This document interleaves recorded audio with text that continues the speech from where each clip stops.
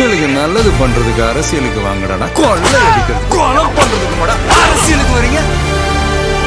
திமுகவுடைய எம்எல்ஏ பழனியாண்டி அப்படின்றவங்களுடைய குவாரியை போய் எடுத்த நிருபரை ஒரு 50 பேரை வச்சு தாக்கியிருக்காங்க. கண்மூடித்தனமான தாக்குதல் நடத்தியிருக்காங்க.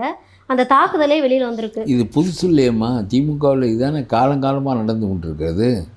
நான் சொல்கிறேன், திமுககாரர் எம்எல்ஏ அவர் ஒரு கல்குவாரி வைத்திருக்கிறார். அவர் முறைகேடாக அந்த கல்குவாரியை நடத்துகிறார்.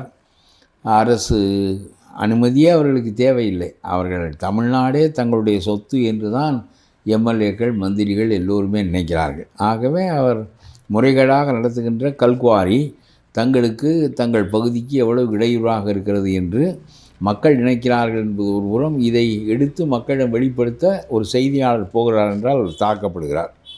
இது புதுமையானதில்லை என்று சொல்கிறேன். சிறுநீரகத்தை 5 லட்சம் ரூபாய்க்கு வாங்கி 50 லட்சம் ரூபாய் 75 லட்சம் ரூபாய் என்று சொல்லி பணக்காரர்களுக்கு பொருத்துகின்ற ஒரு மருத்துவமனையை திருச்சிக்கு பக்கத்தில் நடத்துகின்றவர் ஒரு எம்எல்ஏ தான்.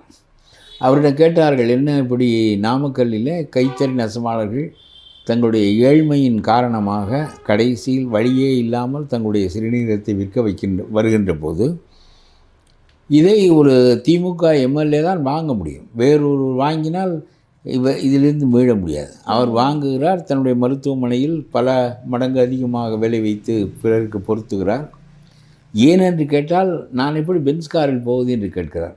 இந்த மாதிரி உலகத்தில் திருச்சிக்கு பக்கத்தில் வந்த எம்எல்ஏ இதையெல்லாம் கேட்டால் அப்புறம் பென்ஸ் காரில் நான் எப்படி போவது, எப்பொழுது போவது, ஏன் நாங்களெல்லாம் பென்ஸ் காரில் போகக்கூடாதா என்கிறார்.